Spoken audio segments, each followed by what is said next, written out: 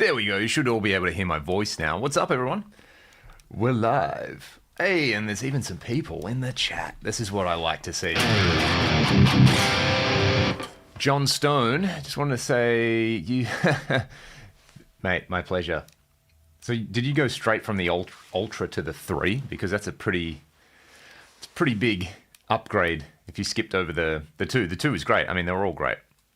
But going from the Ultra, which definitely felt like something made in the mid-2000s, to the 3 is pretty wild. And Eb8870, thanks, mate. I hope you're enjoying it. Get your requests in.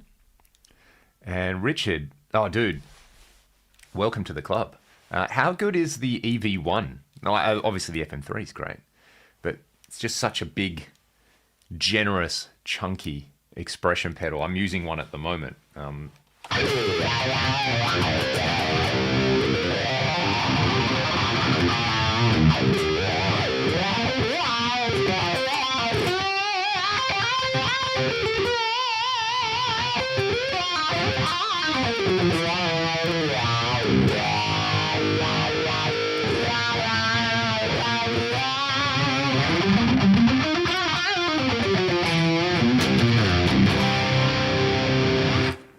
Yeah, it's great, especially if you have you got big feet. I've got big feet, so I actually use the EV2 live just because it's more compact. But when I come home and play the EV1, I'm like, man, this is the vibe. This is the vibe. But you were very ready, Johnson. Yeah, it's such. I mean, even the Gen 1 Ultra, I've still got mine. Kicking around. I think they've been saying for the last 2 or 3 years that I need to pull it out and do a video with it and sort of compare it to where we're at with a lot of modern stuff. And I really should do that because it's fun. And I had some presets I really like on there. It's difficult having to flip the video vertically. Yeah, I mean, this is up, right? I always think of that episode of The Simpsons where they go to Australia and they go to the American embassy and they've got that big machine on the toilet where they're like, we're using this machine so that the toilet flushes the correct American way as opposed to going the correct Australian way.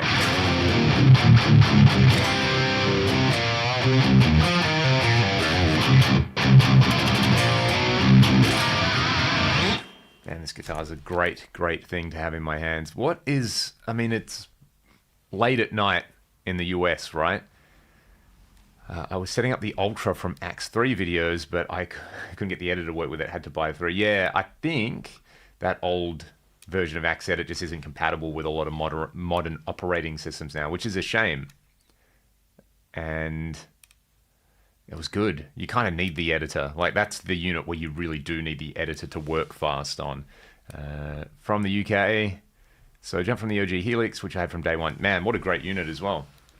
I mean, when did that come out? 2015? The original Helix?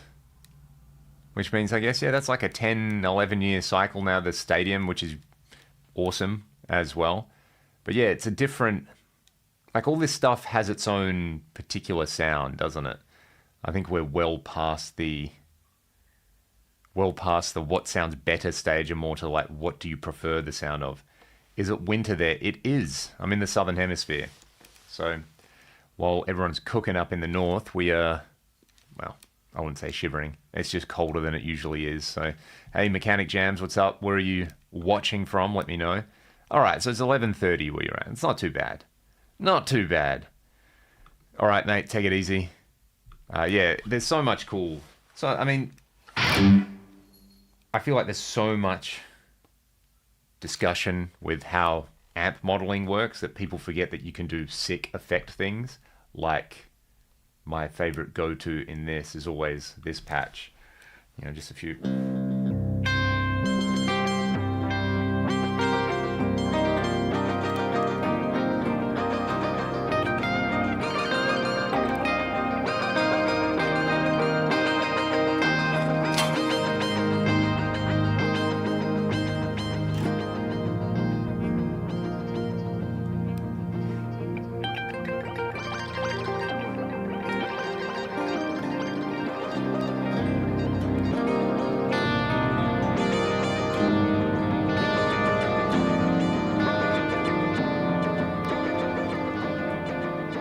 that's just it's a tape delay model, and you attach a modifier to the tape speed. So you get that real life, you get the old school style pitch shifting on the tape manipulation.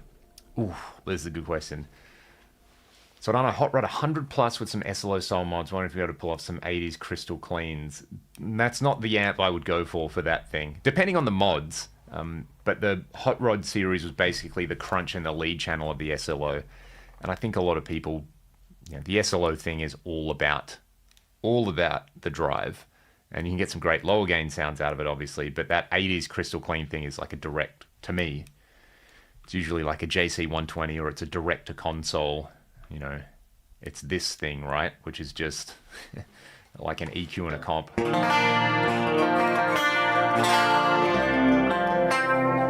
But if the loop's been modded, so it's got a good loop, you could probably just, I don't know, set up some kind of rig where you use like a Rockman pedal into it or something like that. So, normally, I think because it depends on the mods. Like if they got the clean channel in there, probably, if you soak it in effects, but it's not really the amp I would think of for like a crystal clean thing. It's more a bluesy, gritty clean.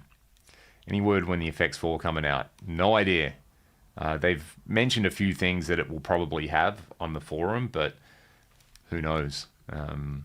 They're still rapidly developing on the 3, so that's kind of a nice thing. There's when did the last firmware come out? A couple of weeks ago, and there's all these new chorus models and like this guy, the Rockman chorus.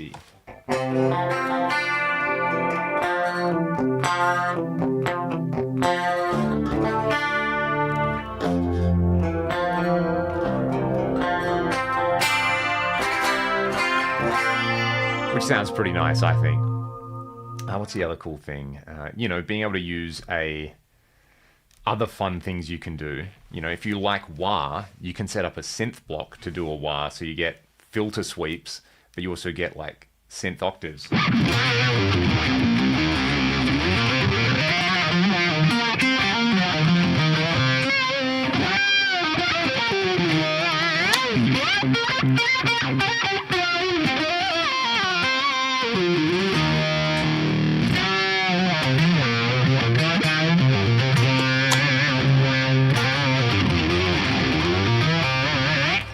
Which I think is pretty sick. Just things like that, where you can get creative, use arpeggiators to great effect.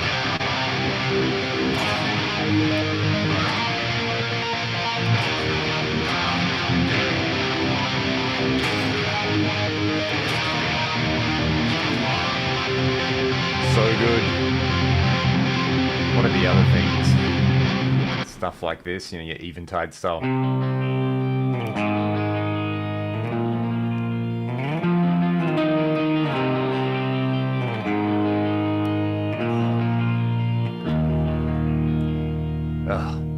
It's a beautiful thing. It's a beautiful thing. Or this sort of thing, we're using expression pedal. So as you increase the expression pedal, the feedback on the delay goes up as well. So you can freeze it.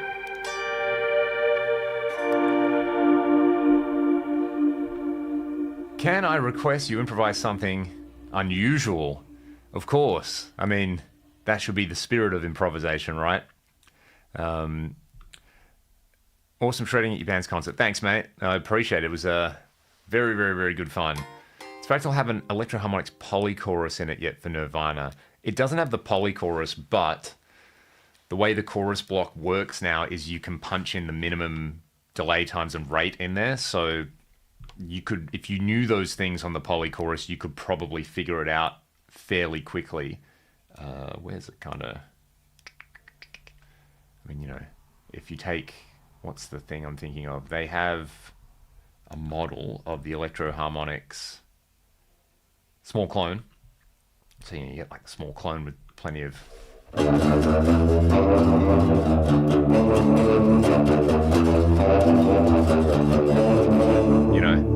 You can get the... almost vibrato style effect. Yeah, that's kind of cool. So I'd say you'd be able to get fairly close even though there's not a specific model in there for it. Thierry, thank you for tuning in from France. My very limited amount of French vocabulary that I remember from doing French as an elective in year 8 lets me basically say, thanks, bro. Sounds more 80s by Killing Joke. Yeah, man, what a great band. I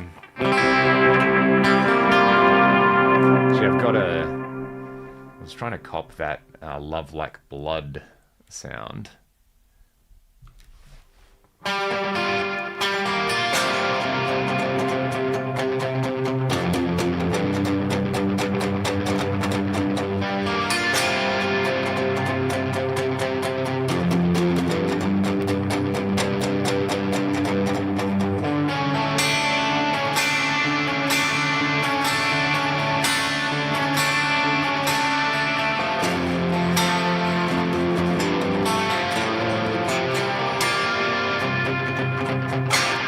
The really short echo, that is such a sick guitar sound.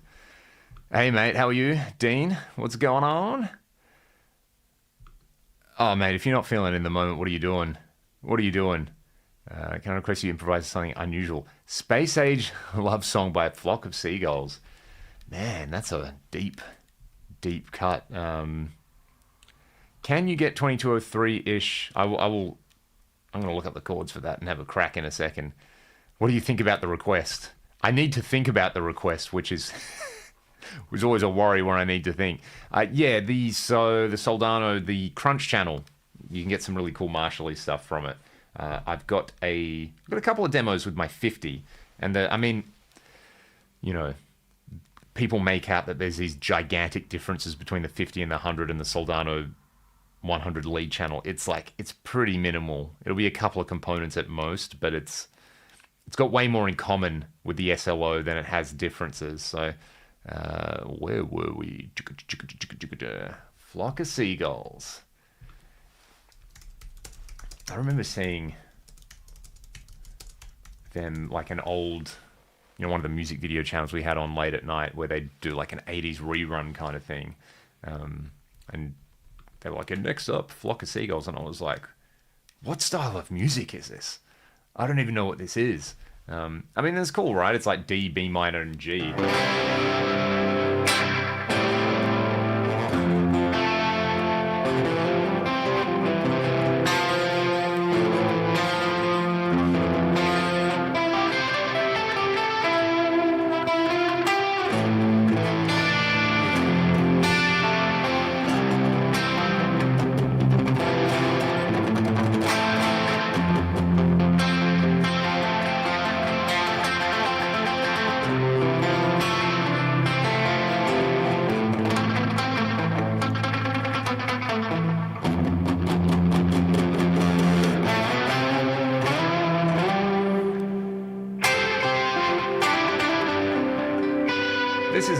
This is actually a pretty decent new wavy kind of tone, is it? I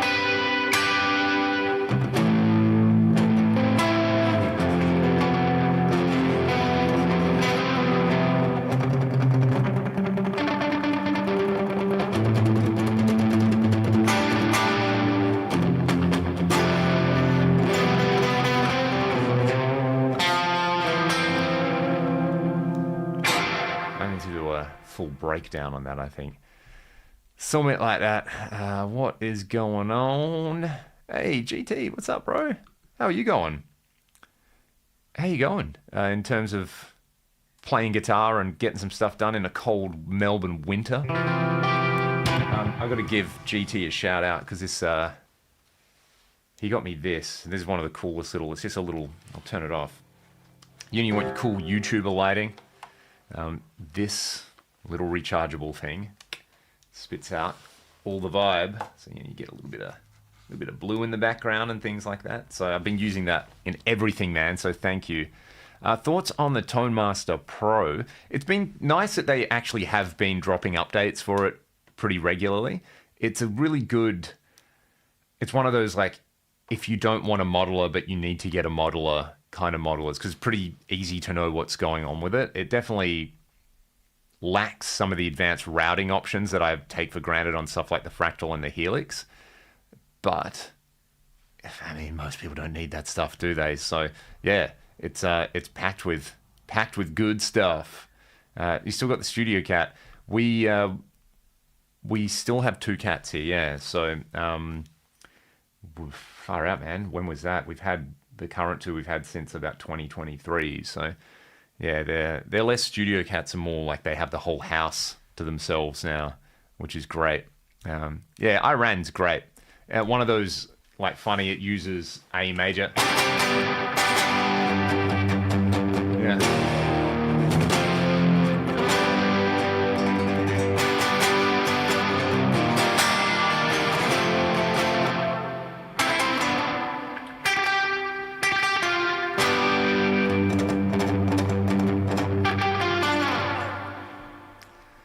I haven't been watching any of the World Cup just because it's on so late, but I am enjoying seeing all the seeing all the recaps and stuff like that. It's always a way where it starts, and I'm like, soccer, whatever. And then once you're in it, you're like, oh, there's some good drama going on. There's some good drama. QC Mini or AM4, they're very different in the way that they work, because the QC Mini is like an entire QC crammed in a box, and the AM4 is like a streamlined. I don't know. It doesn't work the same as the. It's not like they took an Axe-FX 3 and put it in a small box like they did with the QC. So it depends what you want. The AM4 is really like what you see is what you get, and most people don't need 100 blocks and things like that. I've been using the AM4 live, and it's actually perfect because I basically need a wah, a dirty amp, and a delay that like gets me through my life when I play live. So the AM4 is actually kind of overkill. Then I play at home and I'm like, oh, I want to recreate these old school tones, or I want to put together, patches where I have like 100 blocks in them, or I want to recreate a GR300.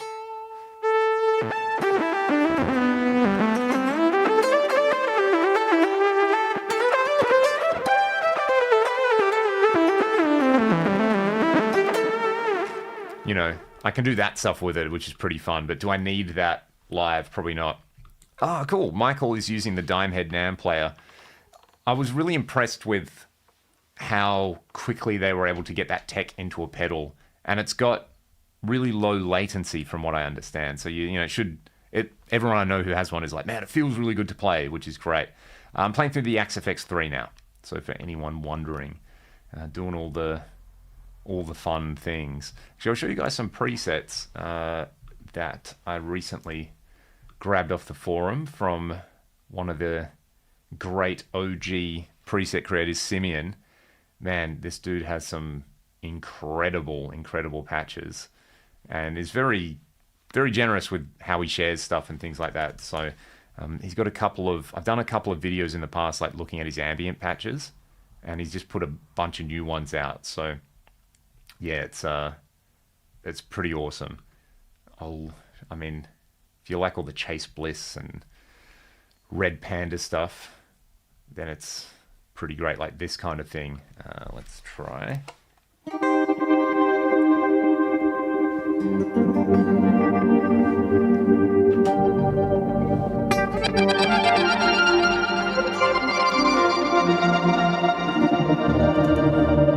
good. It's got one based on like the Aurus Audio Fable as well, which is sick. Yeah, this one. I love this one.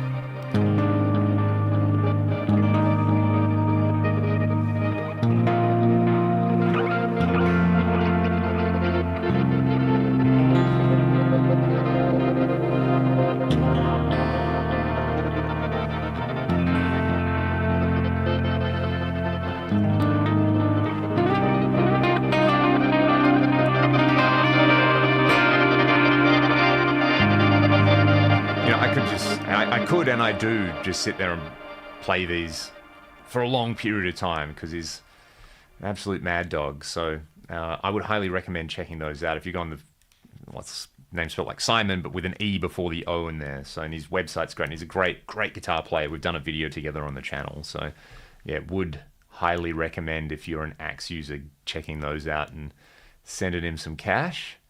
Favorite cab speaker, or are you exclusively IRs these days?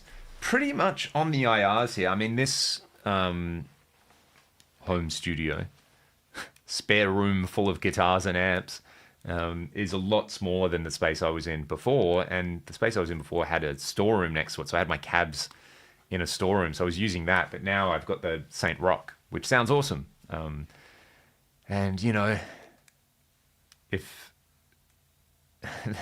you always get the like, oh, this it would be cool to hear the amp with a real cab and not a reactive load in IR because they don't sound anything else like it. It's like, well, dude, yes, they do. And, you know, I'm very used to playing through studio monitors, so I'm cool with it. And what you hear on, you know, what you hear at the other side once you put a mic in front of something is very different as well. So I like having playing with the sound that people are going to hear rather than hearing just the cab sound in the room and putting a random mic on it. So it's a different, and yeah, I mean, it comes down to this. You miss playing through big 100-watt tube amps. Not really. I always liked 50 watters more anyway, but I did a gig end of last year, and it was like one of the first times in a while where I was like just playing a head and cab on stage, and it was, you know, it was cool, but it wasn't like it was that different to having a loud monitor on stage, especially once the band starts, and especially once you're getting some of your like mic'd up sound out of the on-stage monitors. And yeah, I thought it would be considerably different, but it actually wasn't. It was just sort of, you know, it was just a slightly different experience. So, hey, Clem, what's up, bro? I hope you're well. AM4 or VP4 with my Tone X1, perhaps adding an SD1 in front. Depends what you need. If you want like stereo detune and pitch effects and stuff, definitely the VP4. If you're using having the AM4 and only using it for effects would work if you just need your sort of, you know, chorus, delay, drive, all those kind of things. SD1 in front though, beautiful choice. Yeah, I think either the thing with that would be, I reckon you'd end up using just the AM4 and having the Tone X as the backup. So yeah, that would be the way. Hey, Scotty, what's up, man? How's life with you? What's come into the collection recently that's needed tidying up? I haven't been keeping up on the socials, but ooh, this is a good question. Do you think Two Notes will come out with a hardware version of Genome? A full disclaimer, I have no idea, but I would be very surprised if at some point they didn't make a hardware modeler, considering they've got Opus out already. So I reckon that would be sick if they did, because Genome's a very good plugin in terms of having an all-in-one integrated suite. I think it's probably my favorite one like that at the moment, where you've got all the NAM functionality and it looks really good and it's easy to use and it runs on iPad now. So yeah, and again, going from software to hardware is a very different thing. But I would definitely be keen to try that out. Do check out Tank. Yeah, they have some cool stuff, man. Like, just when you thought you've heard every variation on sick riffs, there's another band that just has like 100 sick riffs. Fox Fuzzwise, sick. That's awesome. That is quite a find. Got a real tone machine in it. And there you go. What was the other thing I was going to say? I don't know why, but I love cranking the reverb on my Axe. It sounds like playing in a football field. Yes, you can do the, what's the song? Sorrow off Momentary Lapse of Reason. You know, the Pink Floyd track. I would use, where's my dumb Gilmore pitch shifty patch where I can do the...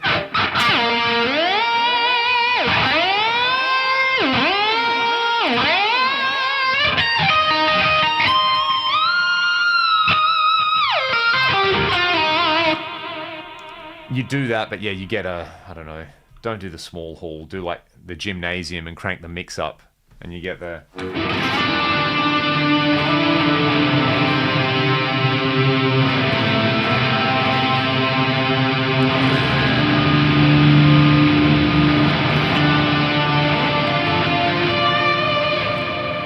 Who said you can have too much reverb? Nobody.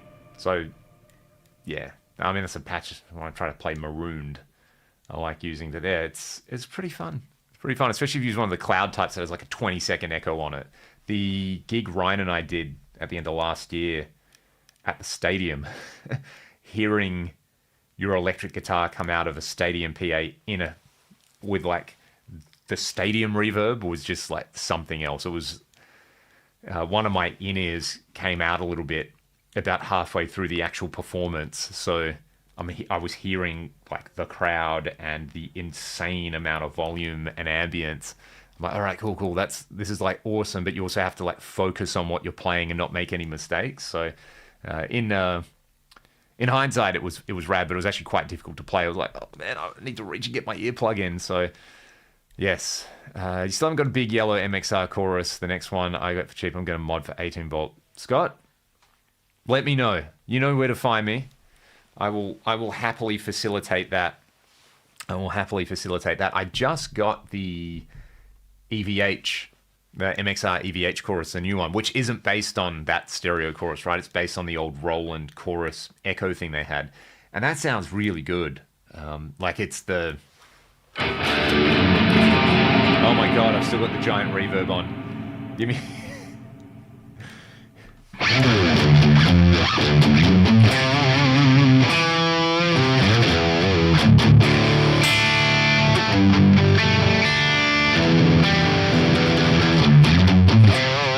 I mean, this doesn't have any chorus on it, does it? Oh, there's a pretty good MXR chorus model in here. But here's the thing, right? I love modeling so much, but for me, I really need to have played the original thing to get a grasp on how it works, and then I feel like I can use the modeled version so quickly. I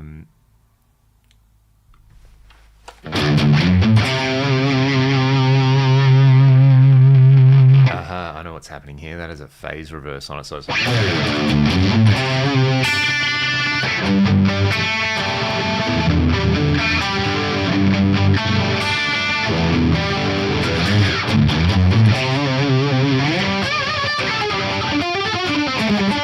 They have such an interesting... I wonder if... I mean, it's obviously like going to be the sum of the parts, right? But with some of these old mod units where the chips they were using and then the way they were building the LFOs and like just having to deal with all the internal noise in a box like that meant that the way they'd have to filter the signal actually made the effect a lot more like bandwidth limited and hence easier to mix and music and hence more musical. Whereas it's like as soon as you can get the full range digital stuff, it's great. But then there's all this stuff where you're like, I mean, do I need the modulation across the whole spectrum? So yeah, that's why I really like that. I can notice the lag of the emulators. Yeah, I can't.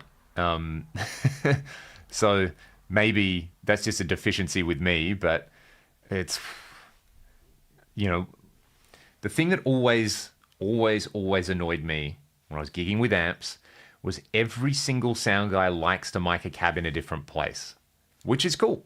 It's totally fine because then they know how to work out the rest of the mix. But that inconsistency just did my head in, where it's like one night you've got the best guitar sound of your life, you don't touch the amp or the pedals, everything's the same, and the next night you're like, man, what's going on? This is really crap. And you look down and there's like, you know,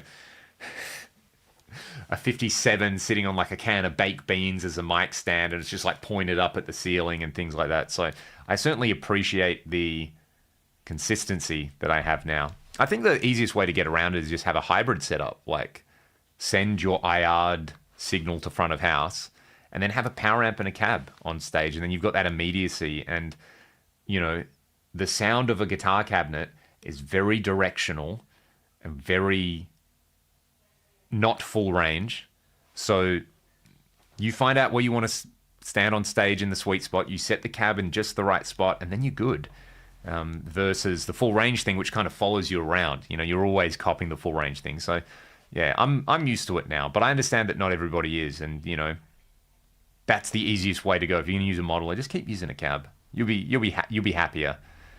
Taught me how to dial in my NAM pedal. Exactly. You know, it's not a zero-sum game with this stuff. You know, we just what has happened is we went from having one way to do it to having multiple ways of doing it. So it's actually worth knowing the multiple ways to do it as just part of your, professional toolkit. It would be like being a surgeon, but you're like, no. I only operate on this one particular part of the body. There's absolutely no way I could possibly learn how to work on any other part of the body. That's not what people in other professions do. They engage in constant learning, and this is part of the constant learning. So, hey, Hussey family, discovered the channel this week. Welcome. It's always nice to know that, new people come across what I'm doing and enjoy it. There's a lot of stuff to dive into. If you want to have a good laugh, go back and look at my channel in like 2017, what I was doing. Because I am still figuring out how to do all of this, but I was particularly only just starting to figure out how to do it then. So, yeah. And man, that's the thing. It's like it is about working on it. And the joy, I think, comes from working on it. And you get into this very nice feedback loop after a while where the working on it is the reward, and the more you work on it, the more you get a reward and all that kind of stuff. So, Judge Fred, call me a skeptic. I feel like this huge push with all the social media blitz by Fractal and their current offerings makes me believe that some big release is coming soon. I mean, I haven't seen the social media blitz, but is it any worse than the hype marketing that like Neural DSP and other plugin companies use? Companies need to sell stuff to make money. That's the world we live in. It's you got to be selling things to pay your employees and keep the business running. So I don't think it's a thing about instant obsolescence. I think it's just about making stuff, and there's a whole discussion to be had around whether making stuff infinitely is how we should be running the world. But can you blame an amp modeling company for releasing new amp models or releasing new products? It's just what we do, man. Guitar companies for making more guitars. It's what they do. Like, of course, there's going to be new stuff coming. Every single company selling stuff is working on the next thing that they're going to sell. So, I don't know. It doesn't seem that unusual to me, but I'm on the other side of it as well, where I'm constantly having people being like, hey, we've got a new thing coming up. It's going to do this, this, and this. It's like, yeah, cool. We are well in the era of marginal gains with this stuff, A JCM 800 from 1981, if it's well looked after, still sounds like a JCM 800 from 1981. My Axe FX Ultra still sounds really good. My Eventide H3000 from 1990 still sounds really good and works really good because it's made right. So I think the important thing is that, like, I don't have an issue with companies making stuff as long as they make good stuff. It's there's definitely been a few companies who have just started making absolute dog shit just to sell it. So yeah. Maybe I missed it, but what would be on your greasy pedal board for a Sykes gig going into a Marshall in mono? Make sure you have something that can give you lots and lots of extra gain when you play a guitar solo. If you've got an effects loop, put a delay in it. Any delay, as long as it can handle the effects loop. Like, I would say you'd probably get by with, like, as long as your Marshall's nice and cranked up, SD1 in front, tuner pedal, get like a Boss SDE3 and put it in the loop because that'll handle things. And for the clean thing, I don't know, maybe just like an old CE2 and use your volume control to clean it up and that kind of thing. So, yeah. I mean, Fractal have said, they've said on the forum that their next gen stuff will support NAMM, which is pretty cool. I think people are going to enjoy that. It'd be even cooler if it had something like the new Two Notes thing where you can make parametric captures. So, Scotty, JCM 900 2500. They were like the backline amp of the 90s, right? A lot of people got very, very good sounds out of those, as long as you know what you're working with, which, of course, you do.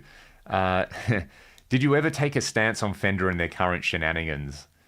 Look, I have a lot of thoughts about it, but also the internet pylon thing. I've got other things that I want to do videos about at the moment, but yeah, they should, like, we know what's going to happen with this, right? Dig up, stupid. You know that episode of The Simpsons where they're right at the end, they're like, how are we going to get our way out of this giant hole? It's like, we'll dig our way out. And then it's like, no, dig up, stupid. That's just the entire energy I got from that. It's like, yeah. I can think of a few examples in other industries, but like where a prestige brand has just obliterated all the goodwill it has spent decades building up. It's quite stunning, actually. I think the end game with it is like they're going to fire a bunch of the executive staff and they'll, apologize and say, hey, everything's going to be back to normal and now we look after players. And really, nothing will change between, with the actual day-to-day stuff. The one thing I found disagreeable by some of maybe the analysis is when people were like, yeah, they've just been making crap guitars for a long time. And I don't agree with that at all. I feel like especially the Player series, like any guitar in that sort of budget range, it can be a bit hit or miss. But the Player Strat I have is awesome. And I have friends and students who I've recommended that guitar to, and they've gone and got it, and they've turned into really solid gigging guitars. The Ultras are very good guitars, and especially in Australia, you can go and buy like an Ultra 2 for a little over 3K. And if you compare that to a Sir or an Anderson or something, you're paying 7, 8, upwards of that. If you're comparing it to a Silver Sky, like a USA Silver Sky, it's $5,000 here in Australia, compared to an Ultra Strat, which is about 3K. So I actually feel like they're still delivering value for money in that regard. And, an Ultra has a compound radius fretboard, HSS, it's got way more stuff. It's not just a 60s Strat rebranded. So that was the one part of it where I was like, this is a massive shame because at least here, anyway, they're delivering like a competitive product at a pretty good price point. Whether the entire range is, these are just the guitars I like, the Player and the Ultra. I like those guitars. So cards on the table, like I play them, I enjoy them, I think they're good. The people that I deal with here at the company at Fender Australia are solid as, and they've been really, really great to me. But I mean, let's be honest, it's a fucking disaster what they're doing. So, yeah, kind of like probably the sooner they clear out the parasites at the top, the better. But that's not how these like venture capital run companies are run, are they? Like the parasites will cling on and just suck all the life out of it. So, yeah, I mean, it's up to the people who buy this stuff to, put their money where their mouth is. It's one thing to say, well, I'm going to boycott this company, but are you then going to go and buy like an LSL or a Sir and an Anderson or something like that? It's a nice thing on paper, but in Australia anyway, it's like saying, well, I'm not going to buy a Player Strat. A Silver Sky is cool, but it's not the same thing. If you go, I don't want to buy an Ultra, well, suddenly you're having to pay like custom guitar prices to get something similar. So, yeah. Buy a Chilier instead. He makes the best stuff in the world, and his prices are like incredibly competitive compared to some of that. So, yeah, that's what I think. Feel free to clip this and repost it on the internet. So, I think the thing is, here's my grand hot take with it. Right? People aren't actually angry about Fender. They're angry at the entire state of the world. They're angry about the economy. They're angry about like the flailing political class and its like rampant corruption. They're angry about a lot of stuff. But as soon as you feel that disgusting energy come into your hobby that's meant to feel like your special place, like playing music for me is a profession, but it's still my main hobby. As soon as you pick up your guitar and you look at it and it makes you think of all the bullshit happening in the world, that is a step too far, right? So I feel like it's actually, I mean, of course it is. It's a proxy for so much latent anger in the world, which is totally understandable as well. So yeah, I think that's why there's been such a backlash and such a strong, fervent reaction by people who would normally keep their thoughts and their opinions to themselves off theirs. So, yeah, that's my grand take on it. It's like, yes, it's a very bad situation, and I don't agree with it. But also, we feel this about like the way venture capitalism just destroys all our favorite things in the name of profit, right? That's really, you try to keep it away, you try to keep it out of your personal life, and then like the thing that you cherish the most, your guitars and your music, you feel it seeping into that. So, yeah, exactly. Yeah, it's like there's people who understand how this stuff works way better than me. I'll leave it to them, like go and listen to Phil McKnight or go and watch Tim Pierce's video on it and things like that. It's like I don't have a lot to add outside of that. So, yeah. And, it's not like there's other options out there either. But I would, if you were going to pay like big money for that and you're in Australia, like call Charles or call one of the other great boutique builders that we have and like support the local luthiers who are doing incredible work. Or go and buy a used Strat and get it refretted and set up. So, or get a player, because go and play it and try them out. They're still good guitars. I think that was the one thing with all the very understandable emotional backlash where I was like, well, it's not like they're just churning out this absolute crap. Yeah, that was my thought anyway, because I was like, yeah, this doesn't sit right with me, but like, why? And, you look at it in like the context of just everything else that we sort of shunt aside because we're trying to get on with our lives, man. It's a very unreasonable thing where people are like, well, I'm going to sell all my Fenders or throw them in the trash. It's like, well, is that a reasonable take? Probably not, but I get that it's like, yeah, it's that intrusion into the inner worlds that we create for ourselves and all that kind of stuff. So that's my deep thoughts for the day. I should play you guys some angry rock music, shouldn't I? Hey, Mark, what's up, man? Hear a damn thing. I'm just gas bagging, bro. It's all good. It's all good. People can feel free to take this clip and repost it as well and, not credit me on my getting ball rash from sitting on the fence take. Yeah, man, absolutely. My Warmouth baritone is sick. Absolutely love it. There's a lot of cool things you can do, but at the same time, sometimes it's just nice to walk into a music shop, pick up a guitar, and be like, "Wow, this is really good," and I've got the money, and I'm going to buy it. I'm going to be happy. Other options like locking tuners, saying still ball ends, fret split coils for way less money. Hell yeah, man. What I find interesting, like say the Warmouth, I did a Warmouth build recently. If you want stainless steel frets on your neck that you order from them, it's like an extra $35 or $40. And then you can't even get stainless steel frets on a production Gibson. You can get it on an Epiphone, which is great, but you can't go and buy a Les Paul with stainless steel frets when it's... And look, I understand this from a manufacturing perspective where, if Warmouth are doing it and they're set up, they've invested the money and that kind of thing for Gibson, they'd probably need to retool a bunch of stuff. So there would be a big capital outlay to do that before they see any money back.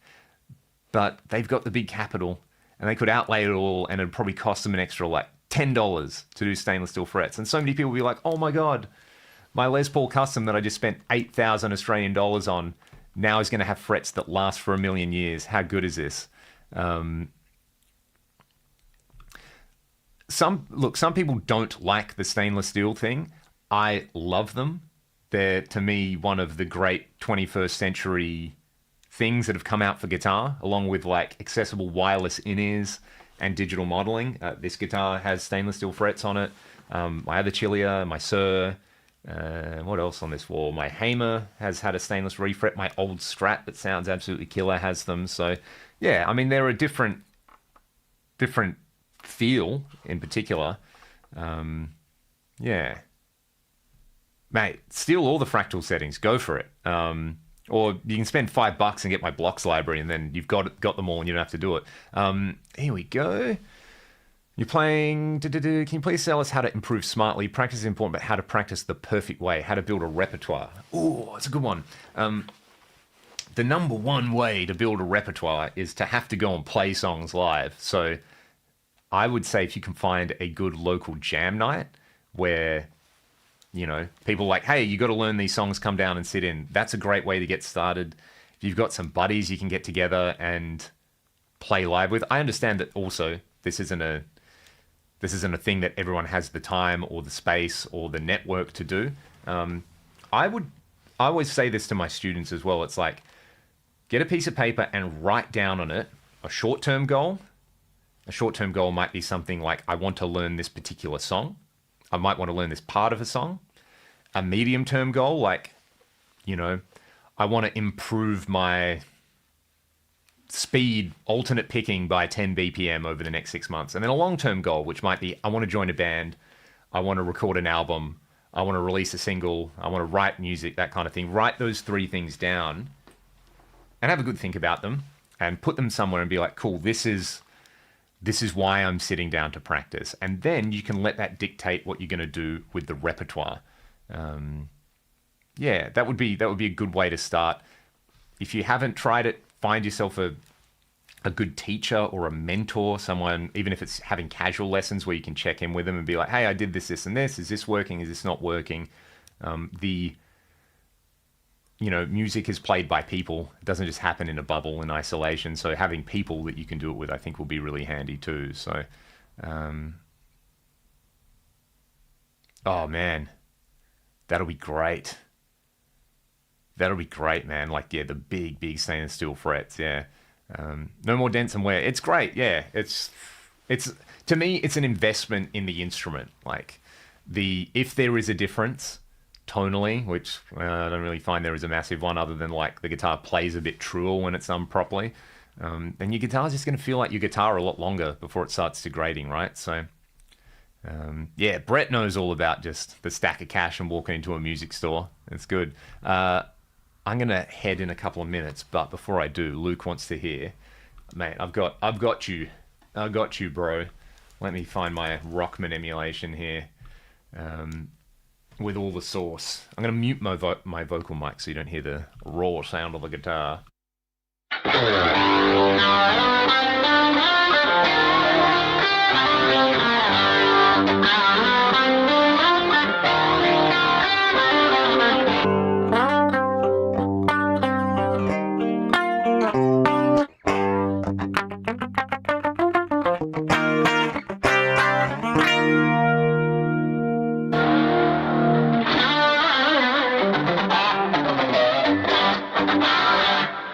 Something like that anyway. So, all right, I'm going to take a few more questions and then I'm going to bounce. I'm going to go to Bunnings and get some stuff to work on the house. So how do I set neck relief and string height? I've got one of those StewMac relief gauges. So I go for about, on this guitar, about 4 1/1000ths of an inch relief. And then I normally like about 1.5 millimeters to 1 millimeter on there. So like these two at 1.5, these two at 1.25, these two at 1. And that's a pretty good place to start with the setup. And then, if you want to tweak it by hand a little bit, that's a good way to go. But measure it.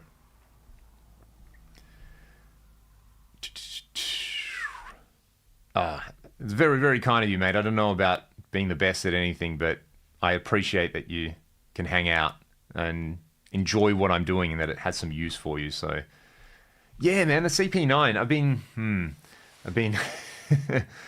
I've been on this like weird Boss pedals kick, and I can feel it transforming into a weird 80s Japanese like Maxon Ibanez Gaiatone kick at the moment. So I just got a digital metalizer, which actually sounds really good. Like if you want to sound like the Judas Priest Turbo album, it's in that pedal. And I've got a super feedbacker and distortion on the way. So I really want to do a video on like my 5 favorite weird Boss pedals, and then maybe branch that out into some of the other Maxon and Gaiatone stuff that was coming out at a similar time. So, all right, I'm going to play one more song. I'm going to do Sky's Limit because I haven't played that one. Man, the Maxon, is it the 18999? It's just like, it's sick. It's sick. Dolfinado. Yeah, I like the 8515 a lot. I had a CE24. I actually sold it to a mate recently, and I thought those 8515s were a great rock pickup. I like them more than the HFS vintage bass thing, I think. And Brack still got the Spearhead pedal. It is so good. Yep, they nailed it. Don't worry, Mark. There shall be more. Enjoy your gig, mate. Enjoy your gig. You're out in Nashville. Have a good time for me. All right, I'm going to play one more Ragdoll song. Thank you guys for tuning in. You're all awesome. Thank you for the questions. And I'll try and do this sooner rather than later again. But there's always, there'll always be new videos popping up on the channel. And there's some cool stuff coming out this week as well, which I think people will dig. Peace.